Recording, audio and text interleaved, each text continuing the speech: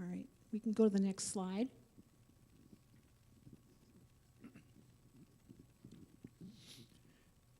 You need my hands, my exhaustion, working love for the rest of the weary.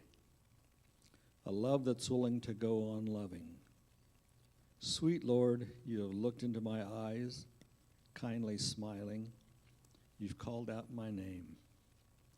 On the sand, I have abandoned my small boat. Now with you, I will seek other seas.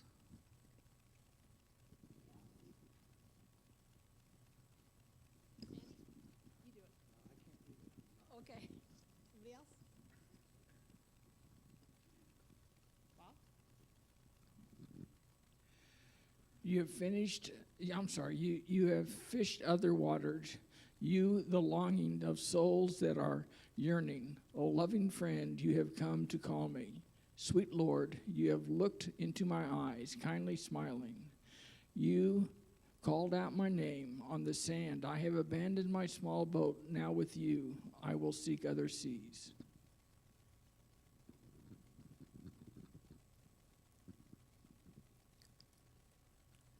Comments? This is a very pretty hymn, very lyrical. I'm going to challenge whoever's planning in the next few weeks to use it.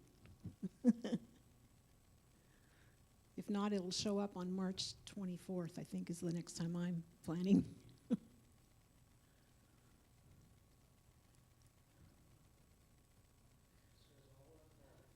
All are called.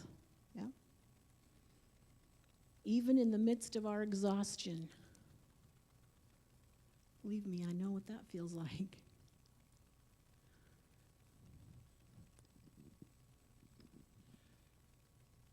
And I was reading a commentary on the scripture in Mark last night, and the one thing that stuck out to me, this lady said, it took only 12 that Jesus called to begin with. And it's up there, it does not say all, or it does not say a group of people, it just says you. Okay. We each identify our own part in the story, don't we?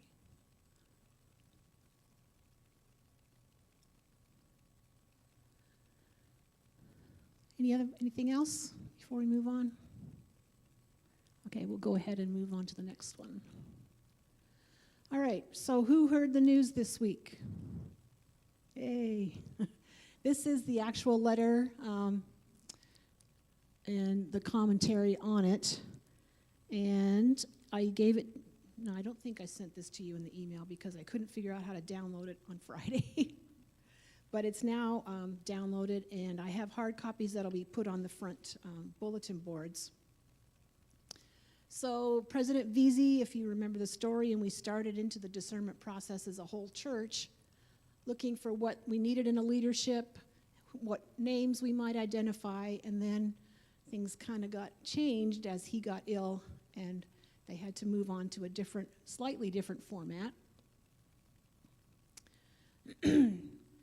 So in March 2023, almost a year ago, President Veazey invited friends and members into an intentional process to discern the next prophet president of Community of Christ.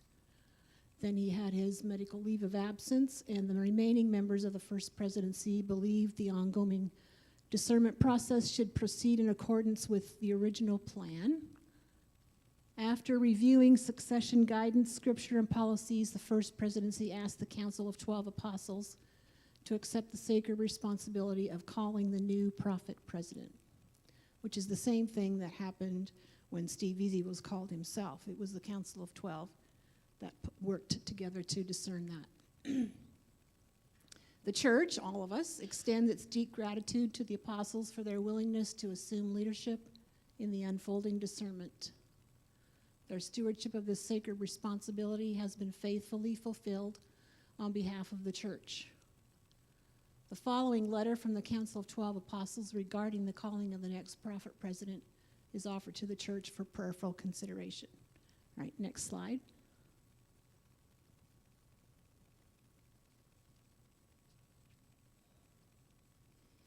Debbie, next slide, please.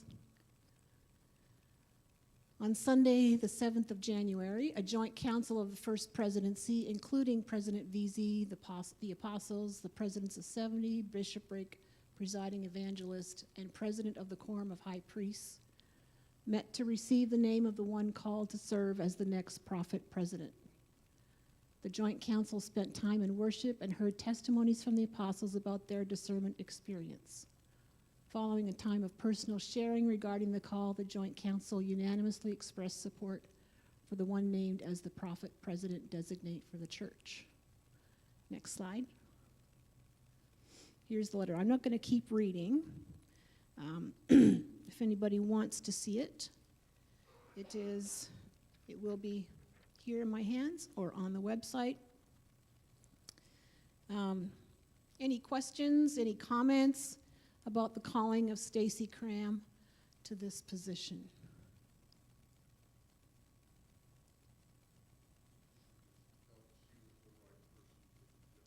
The right person for the job. Okay? Was anybody surprised? No surprise? No?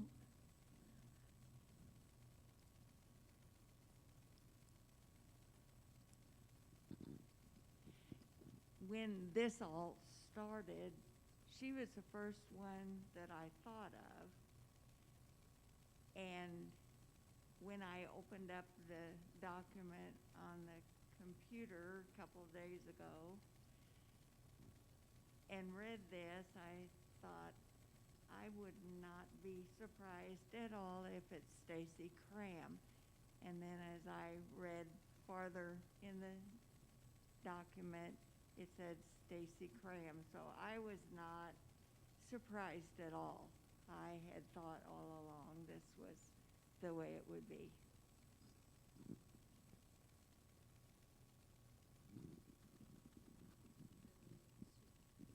For those of us who don't know her, is there a place where we can read more about her background? Yes. Interesting stories. So there's also a letter from Stacy, and I don't think I put this on the slide. Can you flip up through a little bit? I don't think I did. Okay, no. You can go back one, okay. So Stacy is part of the current presiding leadership of the church. There was an interesting story on social media from actually the Salt Lake City Tribune. And I don't know if anybody saw it. I was going to post it, but I just got caught up in other things. But she has 2 masters, one in leadership.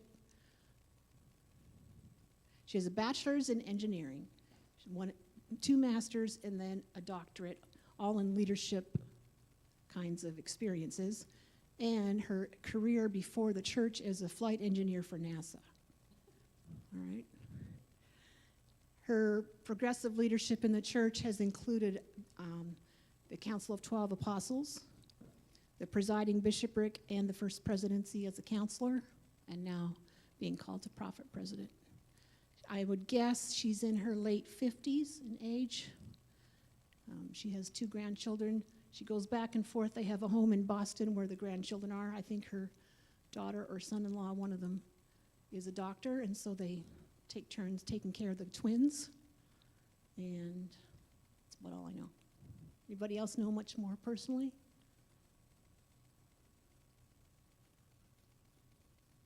Anyway.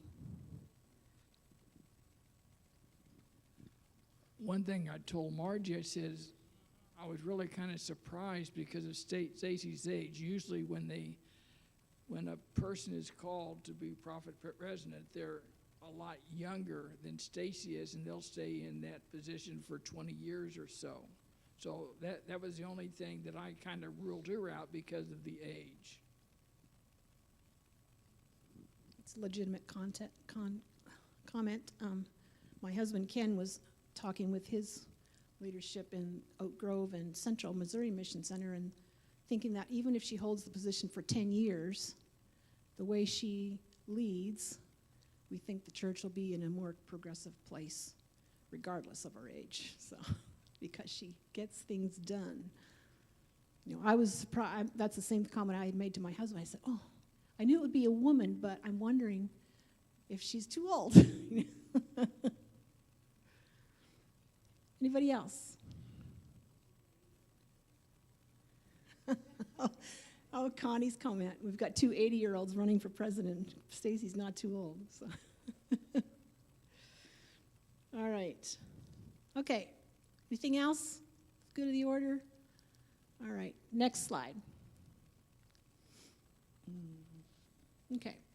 So if you remember in the fall, we were going through the sacrament guidelines, and we had a couple questions that came up, and then we kind of stopped things for a little bit. So these are the two questions that I had in my notes that we needed to ask about, and I don't see Dana here because these were her questions. But during our exploration of the guidelines, we had this one question.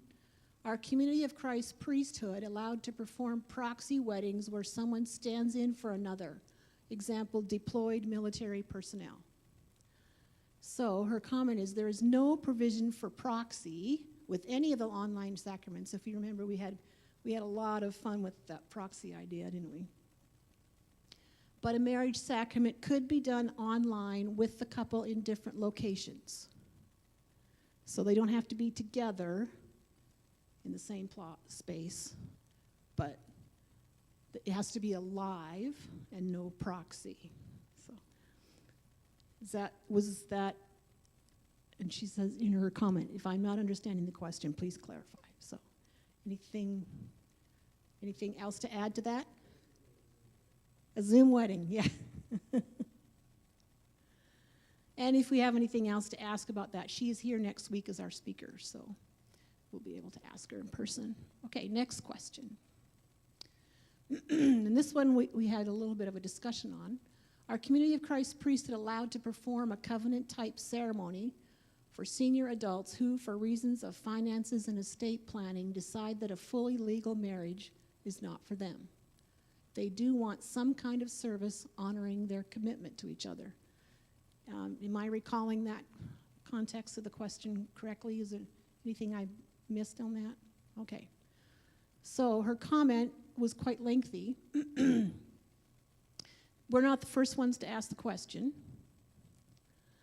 The issue of a covenant commitment ceremony has been raised a number of times. So the short answer is no.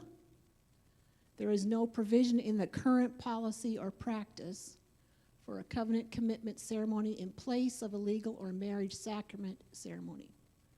And in response to World Conference Resolution G7, which was considered last year, the USA Team of Apostles will develop a process for exploring issues around marriage and marriage-like relationships as they relate to the principles of Christ-like relationships, priesthood, and ministerial ethics.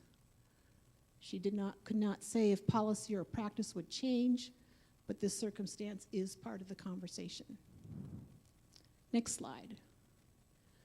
And here are the questions that she personally is wrestling with as we continue this journey in the conversation.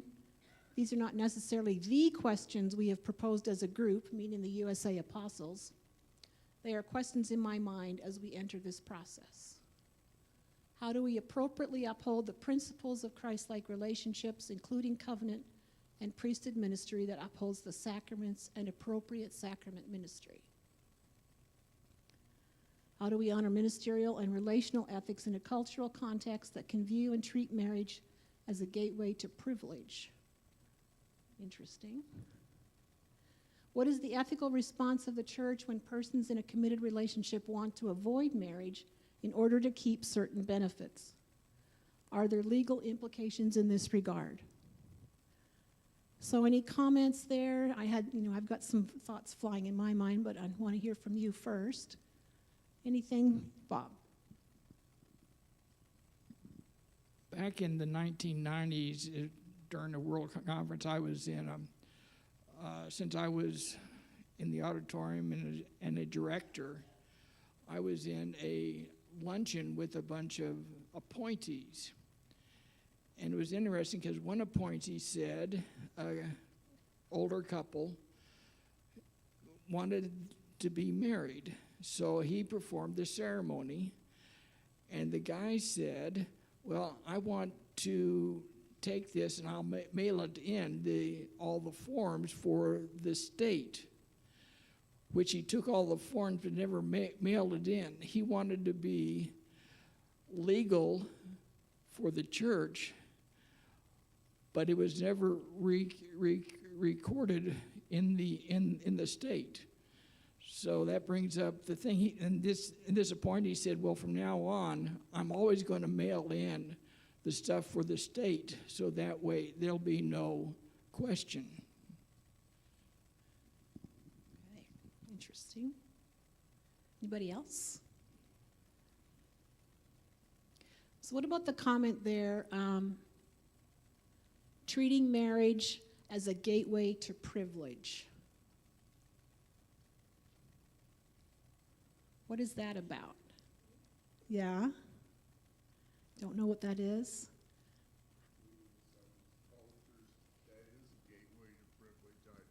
Okay, maybe in some cultures it's a gateway to privilege.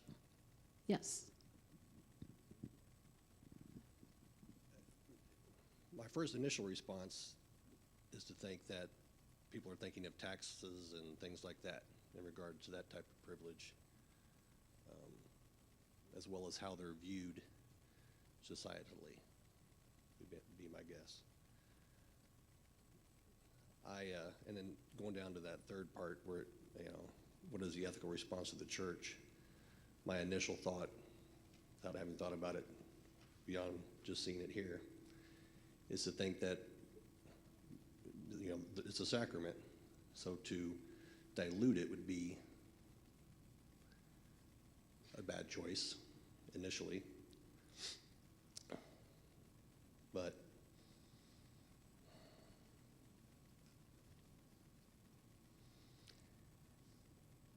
would also indicate, I think, if we, as a church, if we're diluting it by saying, well, you cannot get married to maintain the benefits, we're kind of circumventing the thought that God will bless you regardless of the circumstances of the world puts upon you. Any other comments?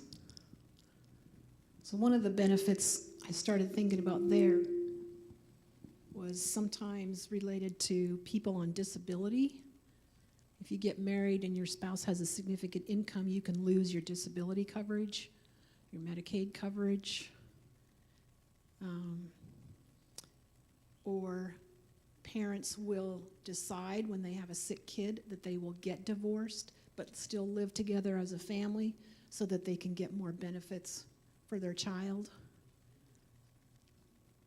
Difficult decisions, isn't it? Okay, anything else? Any surprises there in the answer, that conversation? I don't understand that The first one.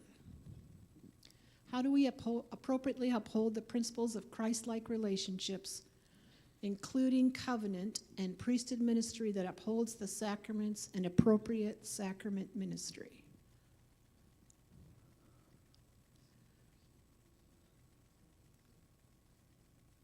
So, Is it saying that if people are in a relationship that is not a marital relationship, can they serve the sacraments and perform ministry? Is that the question that's being asked? is that the question? That could be the question. Is it coming from like the question of polyamorous and like non-traditional marriage relationships? Can you still be an active priesthood? We can ask her next week. We'll see if that's what she's really saying.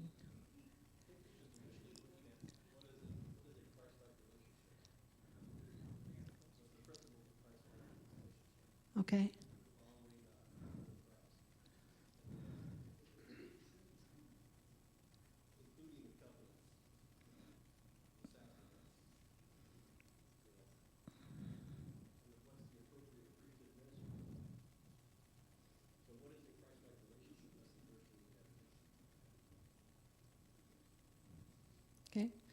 Could also go back to what Bob was saying about ministers being tricked into performing a ceremony and then find out later that it wasn't legal. I think we're going, in the future, we may run into situations that are not perfect, but we're going to have to make the best decision that we can. Good comment. Make the best decision we can with the knowledge that we have. Oh, I got Bob again. I have a question what kind of relates to this. Before the church recognized same-sex marriages, there were people living together of the same sex.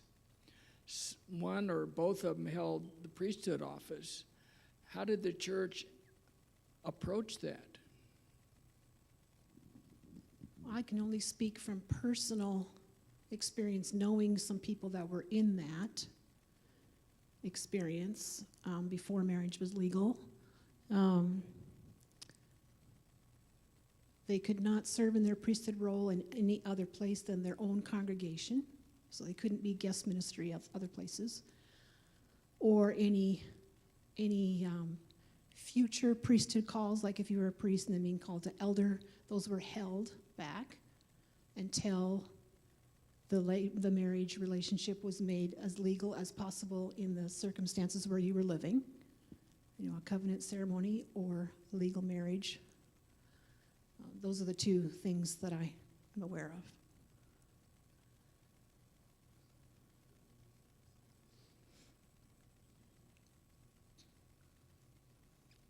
Anything else?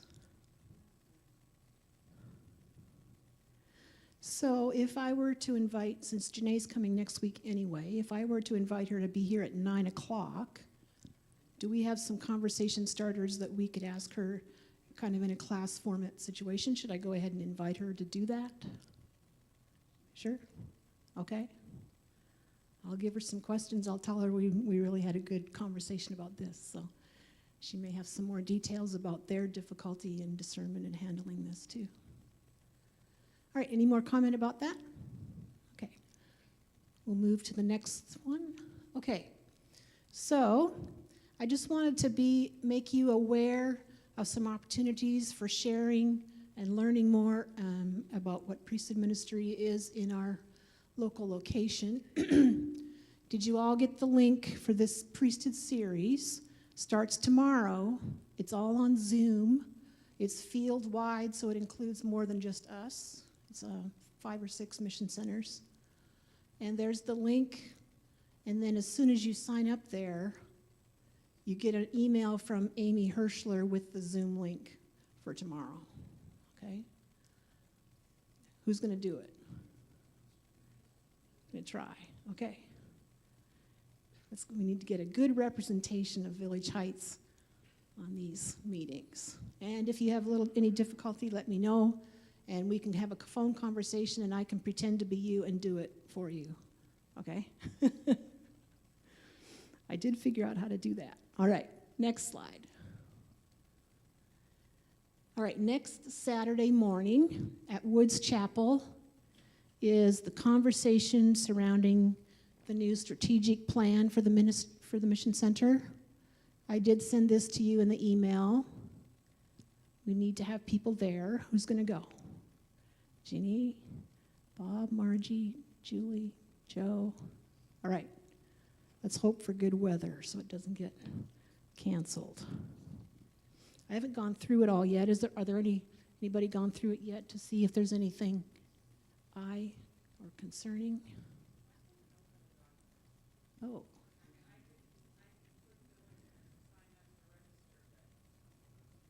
Okay. Did you go through the email that we sent out? Anybody else have trouble? Were you able to open the document that we sent? Because I downloaded it and then sent it. But Kim does not have Word. She sends it through Google Docs. So you have to click on it and then, anyway, we'll try that again if it doesn't work.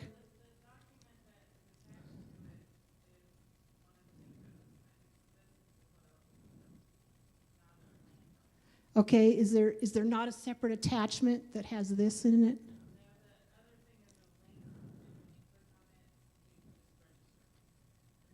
All right, let me see what happened in my phone.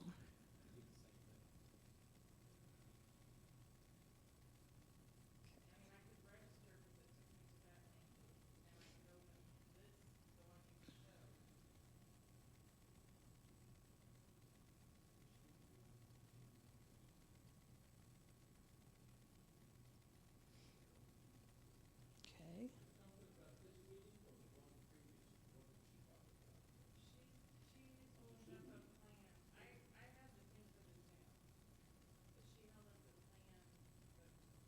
Okay, I must have sent the wrong one. I do have it downloaded, and we will do that again this afternoon, okay? My apologies. If anybody wants to see it, here's the hard copy we can pass around. Anybody want to check it out? Okay, we'll get it to you.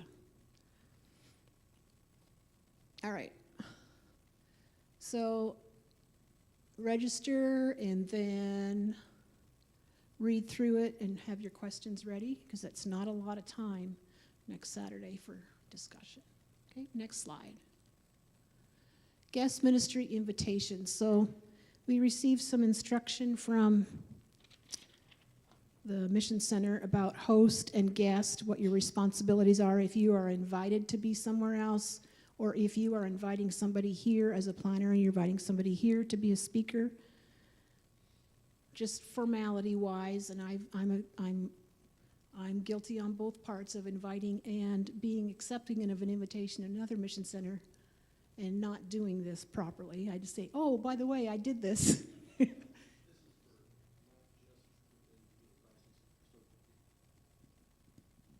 Are you just, is it asking for, like, if you're going to another congregation within Community of Christ, or if you're going outside of the denomination to another, both, for both? So if I just asked Tyler Haringa yesterday, I needed to get permission before I am. Just say, talk to Greg and make sure this is good. Oh, okay. Anybody outside the congregation? Yes. Yes. The reason being, sometimes you go, and this is particularly difficult between mission centers, but even between congregations, somebody might be not in good graces with the mission center president and therefore should not be invited. Perhaps they've said something inappropriate, or, you know, who knows? And cross mission center lines, we really don't know. And you might get yourself into a situation where somebody says something from the pulpit that is not representative of what Community of Christ is. So we just want to make sure that we are following guidelines that protect our people and the message that is given through public ministry. So that's the reasoning. Any comments? Okay. Next slide. Next one. Keep going. Okay. All right, so we had a meeting of the leadership teams on Wednesday. So for communion serving, we've had some comment that only priests should serve or only elders preside. It's an important sacrament ministry for all priests and Melchizedek ministers. If you're uncomfortable physically, we've made some accommodations where you can come up to the stairs and not climb the stairs to still be able to serve the congregation. Tara, we're looking for the next 2 months, I think. Yeah. Okay. Okay. Okay. Any concerns or questions about that?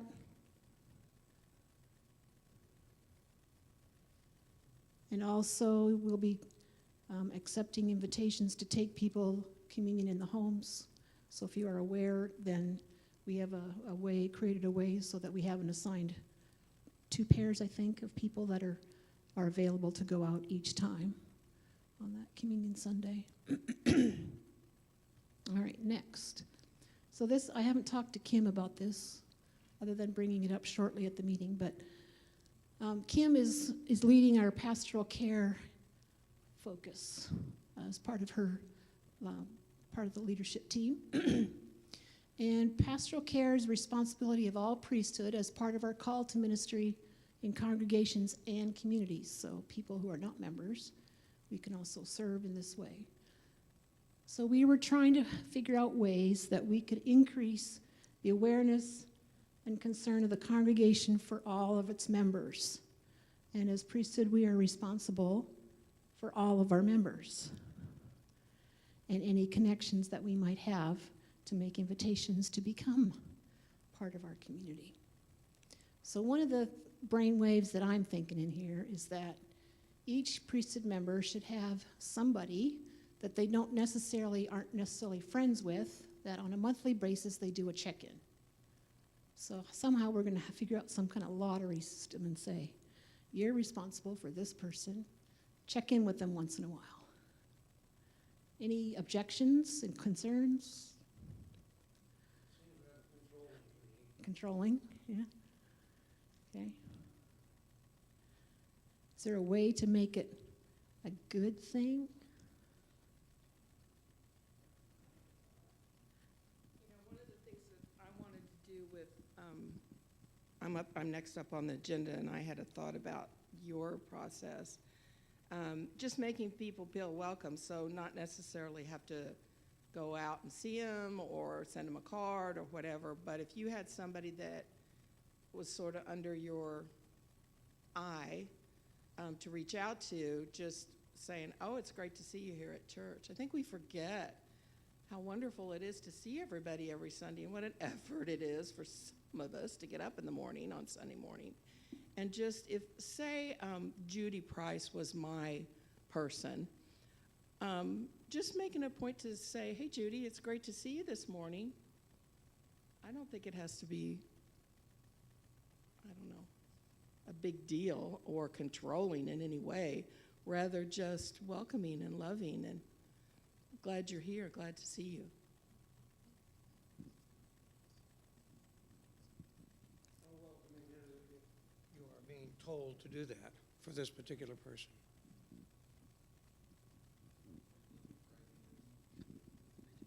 Looking for ideas to increase pastoral care generally, or just in one specific that you're mentioning right here, this?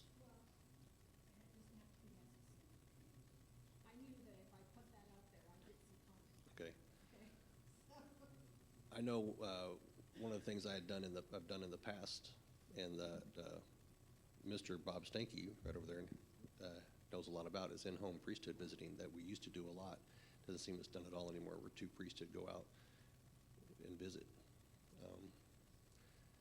That was very effective, in my opinion, and that could be something that starts again.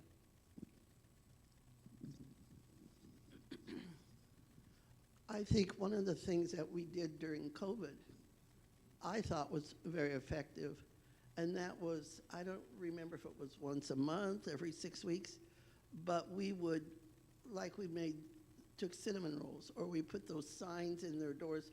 We made connection with the members of the congregation. Excuse me. We had teams, and they had, I don't know, a dozen and a half names, and would visit that home and say, can we put this sign in, or we brought this to you, or we're thinking of you, stuff like that. It was like maybe a 5-minute visit, but at least that person knew that they were on our hearts and minds.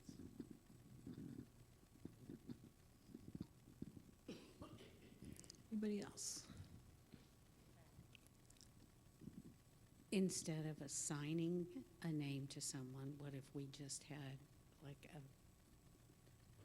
drawing as you left the building on a Sunday? You grabbed a name or two, and those were your people to contact for that week. That way it wouldn't sound like, oh, somebody told me to call you, but it would give you an opportunity to reach out to somebody. A lottery system, yeah. I know when we were directing junior camp, there was so much preparation that went into that, and in an effort to keep our minds looking forward toward the goal, we would assign, for lack of a better word, 5 names for every staff member that was there for 5 names, and those were the names that you were praying for up to that event. And that was significant for me because I knew that prior to camp, all of those campers had been prayed for by name, by a person. So just as not necessarily even a check-in, but just as these are my 5 people that I'm praying for this week or this month or something. And so that was significant for me in that process.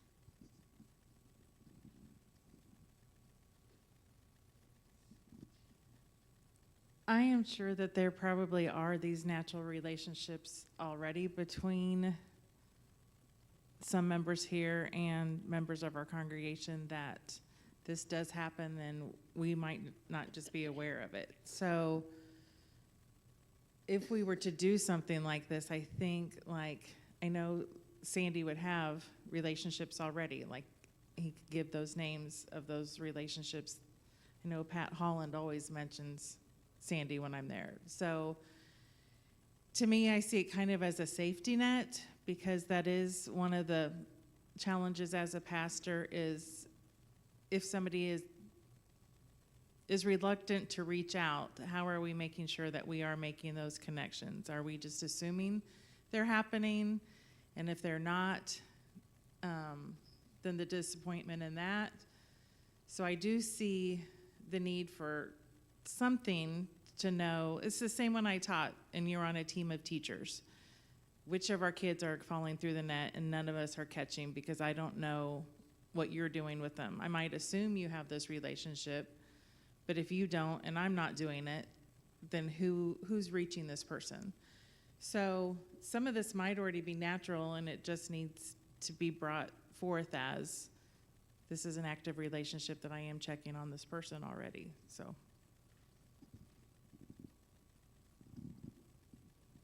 Anybody else? Okay, so if the only way that I have succeeded today is to make us aware that we need to keep in contact with each other, I think I've been a success. So that's my point. Through all this, and maybe I'm feeling a little bit more because I haven't been here since Christmas and I had COVID and all that, I was feeling really bad that I wasn't keeping up with stuff. Or that I get, you know what? I don't know if it's because I have a long-distance phone number for those of you who only have a home phone, but I never get a phone call. Never. Sometimes I find out people are in the hospital 2 weeks later. Too late, you know? So if you want somebody to know, let us know. Reach out. We're always willing to help in whatever way we can. And we will call on others to help us along the way. So, priesthood ministry is pastoral care ministry, right? It's important. So if all I've done is making sure that we're aware that, yes, we need to listen to all those little nuggings and little 2x4s that hit us once in a while. Oh, I need to call this person. There's a signal there that it needs to happen, all right? Okay, greeters, is there anything that you want to pull up together, Jenny, for? Is there a particular person, an elder probably, to call for administration who could organize a single administration? I mean, somebody who knows who's available or can find out who's available if I don't know who I want. All right, anybody want to accept that task? I don't know that we have assigned a specific person. You can always call me. You can always call Ginny. I know she's really good with knowing who's available for calling people on administration processes. Yeah, so call the pastor team. Don't just put it on Facebook. Okay.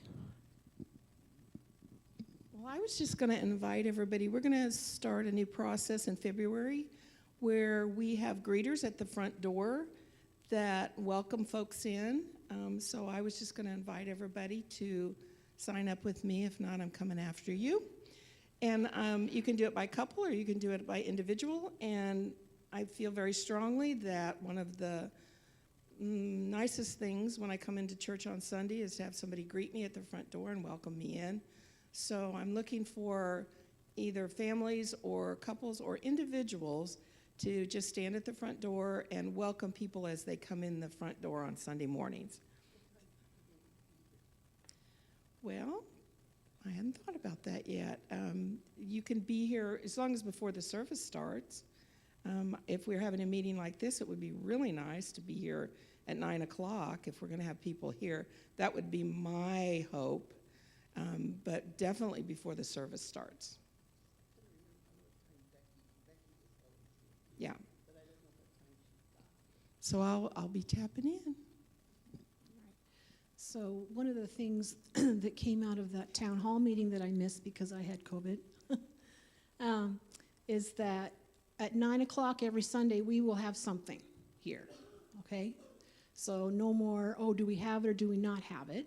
So next week I'm going to be inviting Janae to be here with us for Q&A kind of things. The Sunday that we don't have something specific planned, I intend to pull off the